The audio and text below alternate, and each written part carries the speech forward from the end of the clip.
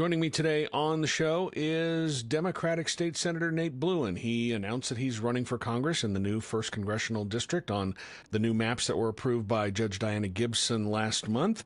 Senator Blouin, thank you so much for your time today. Thank you, Brian. It's always good to join. So let's talk about your run for Congress. Easy question. Why you? Why now? Yeah, people want fighters right now. People are frustrated with what they're seeing out of D.C. They've got a choice between someone like me who's got a track record of pushing back on the supermajority here in Utah, of pushing for progressive legislation, of really taking tough stances and pushing bills that maybe we know aren't going to pass, but that are worth supporting anyways. And we're going to take that energy to Congress. And there's actually an opportunity to work on this stuff in Congress, on accountability for Trump, on being a voice against the rest of the delegation in Utah that's pushing things like school vouchers. And so I think it aligns with my track record. It's exciting to actually think about being in the majority, because we're going to take back the majority as Democrats in Congress this year, and I think we can get more done in D.C. than we can in Utah. Speaking about possibly being in the majority, that was one of my questions. Trends are showing that we're probably on track for a blue wave election, much like we saw in 2018 when one of your opponents, Ben McAdams, was first elected to Congress. And obviously the election is a year away and a lot can happen between now and then. But it looks like all things are pointing to a blue wave with all the Democratic overperformance in every election we've seen up to this point. If you are elected as part of a new Democratic majority, talk about some of the things that you think can be accomplished in a 2-year term, with a likely Republican Senate and a Republican in the White House. Right. Yeah. So it's still, I think it's about holding the line for at least a couple of years until we get Trump out of the White House. I mean, day one, I think there are things we can do that aren't legislative. I'll be out investigating that ICE facility in West Valley City as a a member of Congress. That is something that those folks have the authority to do. And I don't think we've seen any willingness to push back on the cruel immigration policies and the actions that we're seeing coming out of the Trump administration unilaterally. And so I think to have at least one branch of government to hold that chamber of Congress would be really important in stopping the overreach, the authorizations of force. We're seeing obviously the strikes in the Caribbean, which is really problematic. We're seeing corruption in the White House, and so having the opportunity to hold hearings and slow things down, as we see how unpopular. I mean, I don't know what Trump's approval rating is today, but last time I heard it was like 35%. People are not excited about what they're seeing. Even in Utah, he's still got some support here, which is crazy to me. But we have the opportunity to slow it down, I think, is the big thing. Hold the line, and then we'll get the White House back. We'll push policies that are popular. Medicare for all. We'll push higher minimum wage so that folks can take home what they need to put food on the table. They can pay for childcare and a mortgage instead of having to choose between those things. I think that's critical. And so to show people that's what we're going to work on with a majority, I think is huge. And then, I mean, I'm a fan of getting rid of the filibuster in the Senate, and obviously I won't have a vote on that, but majorities should be able to pass legislation, and the voters should react to what they feel there. And I think if the Republicans move forward with that at some point, you're going to see some really unpopular stuff happen really quickly. And we'll come back in and we'll have a majority that's actually able to work and get the good stuff done. The first district under this new map is Democratic leaning. It's rated as like D plus 14. But if you look at the partisan breakdown, Democrats are still a minority. They are still the third largest party in the district. Republicans are first, followed by independents, and then Democrats make up about a quarter of the voters in this new district. Are you worried that some of your policy proposals might alienate those independent and Republican voters that you would need to win in November should you get the Democratic nomination?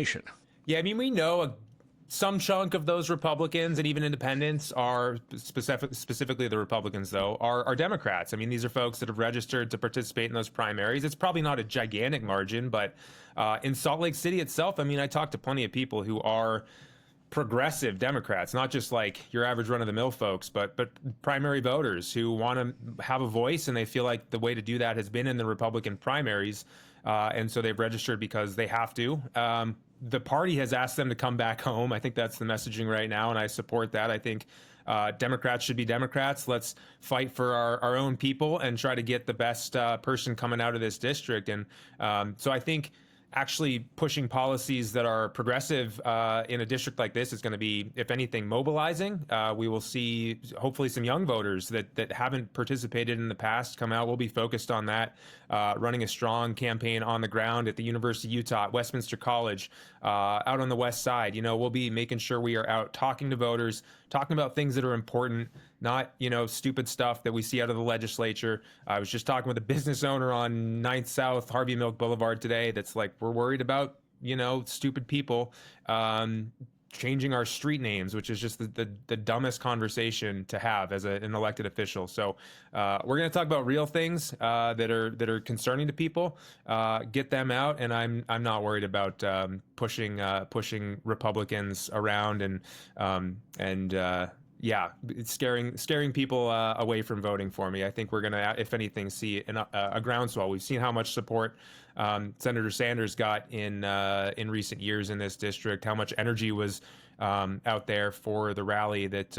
I participated in with AOC and Bernie back in April, and I think that's what we're going to see out of this election. How worried are you that the maps are going to stay the way they are? Because you've got a special session next week. And let's get to the map question in just a second. But in the special session next week, I think one of the most likely things that's going to happen is they're going to move the filing dates for candidates. Candidates normally can start filing on January 2nd. And used to be that signature gathering candidates filed on January 2nd, and then the remainder, and then everybody filed for office after the legislative session. How does that impact your campaign if they move the filing dates and these maps stay in place? Yeah, I mean, it just offers the opportunity for some more folks to get into the race if they're choosing. I think people you're gonna need to get into the race sooner than later if you want to make a difference. I mean, it's if you wait that long, you're gonna be at such a disadvantage. I mean, we're already playing catch up a little bit, but we feel really good about how the launch went. So I think that's what you're gonna see is people who are serious about this get in sooner than later. I'll be in the legislature again this year. I'm not like resigning my seat ahead of time or anything. So it just gives some more room for people to think about what they're going to do and maybe get in late. But I would expect the serious candidates really to take the next few days probably and get in that period. But yeah, it's going to be interesting to see what I don't know, what else might be on the agenda aside from the thought about moving filing until after session. I know we changed that in recent years, and there was concern over that exact thing about pushing people out of the opportunity to campaign. It's already so difficult to get in and run a campaign as a normal person, and to make it even harder was not a good decision. So I'm not necessarily opposed to the idea of leaving it open until after session, but from a campaign perspective, it might not be quite as advantageous, but I think it'll be all right. Do you think the maps stay in place? There's going to be court appeals. They could run this all the way up to the U.S. Supreme Court. And essentially, by moving the filing dates, it would be buying time in order to make that happen. I guess it's a two-part question. Do you think the maps stay in place? And if they don't stay in place, do you still run? Do you still run if the 2021 maps are put in place where instead of a D+14 district, you'd probably be running in an R+20 seat? Yeah, I mean, we know there are some Democratic candidates in this race who would rather see those maps get overturned. I think there are districts we're likely to see that would suit other folks in this race better than me. And so in a purple district, I probably would not run for the seat. But I think we know Republicans are going to push. The supermajority here is just going to push and push and push until the ink is dry on the ballots. I think that's always what we see out of them is this power play to overturn, to delay, to make sure they get exactly what they want. They've always gotten exactly what they want, and they didn't this time, and so they are mad. They're spending a lot of money on this. They are, they're raising millions of dollars from out of state to take this on and put it back on the ballot, I guess, to try and overturn these things. And I think it stays. I think we're fine for 26. I don't see the Utah Supreme Court or Judge Gibson backtracking on the statements and decisions they've already made. They were very clear about what they thought about the constitutional arguments and all those pieces. I mean, I doubt the Supreme Court, the U.S. Supreme Court, takes a challenge on one single map, especially considering how much the Republicans have lost in these things in other states. I mean, they tried to gerrymander Texas again, and it sounds like they didn't do a very good job of that, and they might not pick up the seats they hoped for. I think we've seen Indiana back off because they know how unpopular this is, and I think they're losing ground. I think Virginia is talking about like a 10-1 Democratic gerrymander, and they opened the floodgates for this. I mean, they did this to themselves. And you've seen folks like Gavin Newsom respond very strongly, and I think it's great to see Democrats stand up and fight back for once, because we've seen ourselves get steamrolled time and time again by not willing to take on these fights. So yeah, I think Republicans are going to keep trying to undermine democracy and undermine the voters of Utah, and I think they're going to fail. To be clear, when you say you wouldn't run in a purple district, are you talking about the option C map that legislators approved earlier this year? Is that a map that you would not run in? And would you run on the 2021 map that was invalidated by Judge Gibson? Just for some clarity on that answer. Yeah, I think I was not going to run for this seat if that map C was chosen. I had no intention. I mean, we got that decision at 11:45 on Monday 3 weeks ago, whenever it was. And I was waiting, I was like, oh, it'd be great to run for Congress in a seat that I can represent well, that is very much aligned with the district I represent now. I cover about 20% of the new district, my Senate district. I know you're in my district, so you're a constituent. 20% is 20% of the new district is composed of my current district. I've got 5 cities in that area. My district is entirely within the new district, so really excited about that. But yeah, it's a progressive district, and that's who I am, and those are the values I'm going to represent. I'm going to run on those values. I'm not going to run away from those values because of things I've done in the past. And I think that's who I am. So in a map C scenario, I was not intending to run the 2021 maps. I would not have been running on that. It's hard to say if things get overturned. And we've already built out this great campaign, and we have the opportunity to look at the data and see what happens in a different scenario. Then I'm sure we'll do that. And I don't want to make any prognostications about that because it's hypothetical. But yeah, I would certainly not be as comfortable in a R+2 seat or something as a D+20 or whatever we're looking at. But to just play the devil's advocate there, if we do see a blue wave election as everything is starting to a trend in that direction, and again, the caveat, we're a year away from the election, but right now all the data is pointing in that direction. Those are D+2, D+6. Those are the 2 Salt Lake County seats under the legislature's map that was rejected by Judge Gibson. Those are the kind of seats that flip in a blue wave election. Those are the kind of seats that go the other way. So I'm curious why you wouldn't be interested in running in those seats, or would you have to see if there's a legitimate path to victory before making a decision, if that's the map that ends up being implemented? Yeah, I think if that were the case, I think we'd probably take a good look at some polling and that sort of thing to make a decision.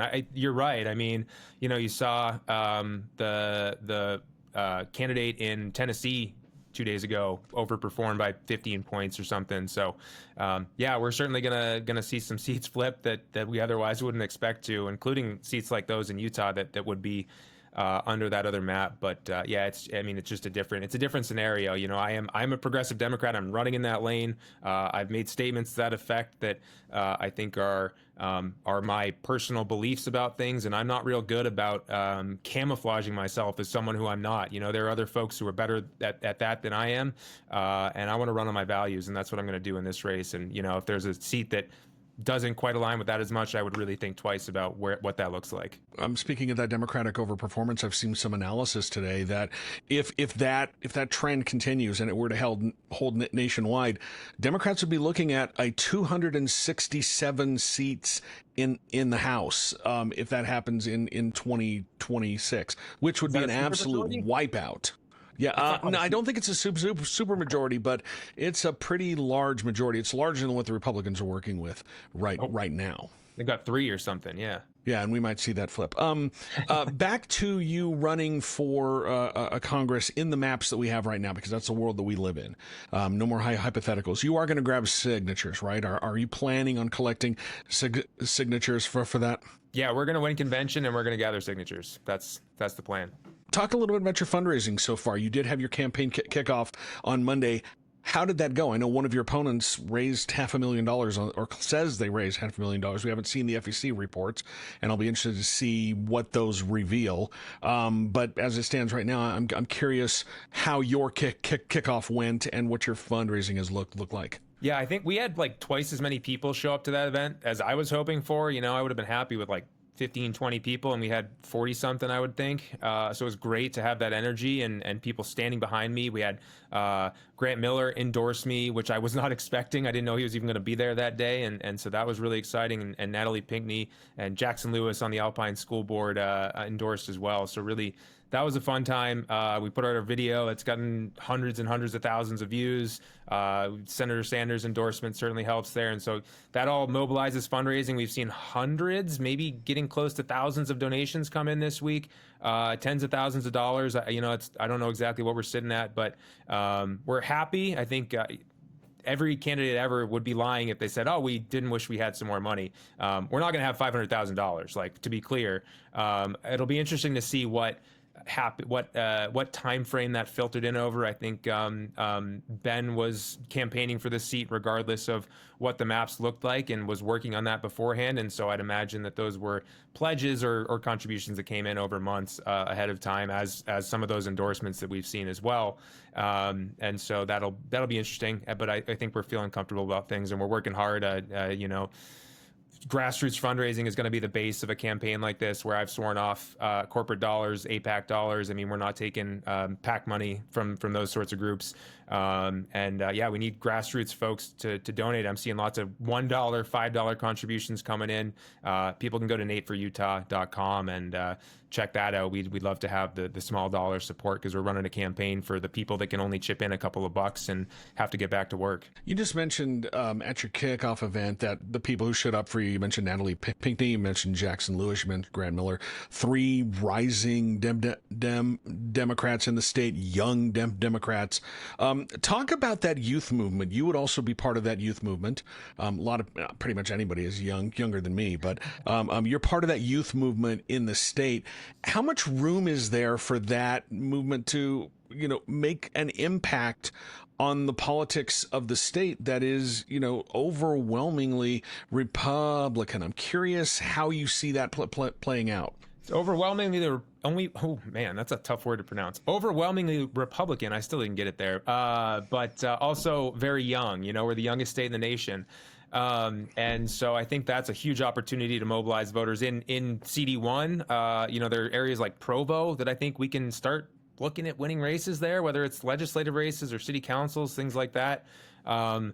We've got energy. I'm working 10, 12 hours a day right now. I'm not doing anything aside from campaigning and focusing on legislative work, because we've got the session coming up too, which is going to be crazy. But people are excited to have like a candidate who is bringing on the ground energy. I mean, you saw how much passion Zohran Mamdani brought out in New York City. I'm not going to claim I can keep up with him, because he's a whole different force. But we're going to try. I mean, we're going to take on that same sort of fun campaign in a compact district like this. That's takes maybe 30 minutes to drive across.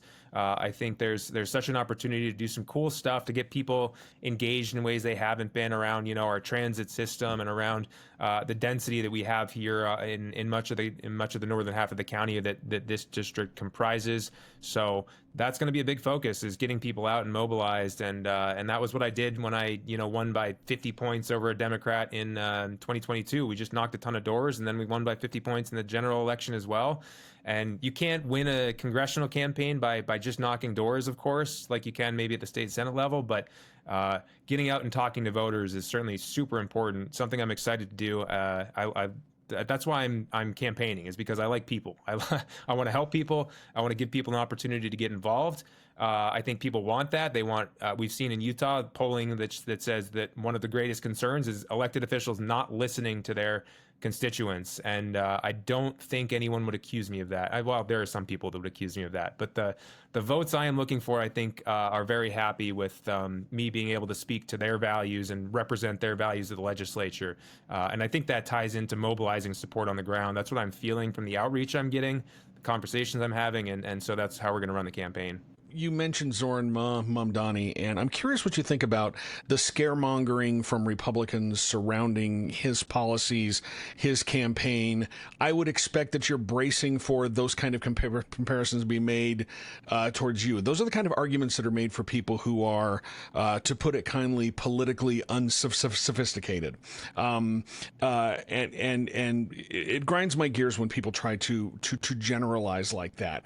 How do you push back against that kind of argument, which you probably will be seeing from, if not Democratic opponents in the primary? If you do win the nomination, you will see that kind of attack come to your way from the Republican nominee in this district. So how are you readying your argument to push back against that sort of attack?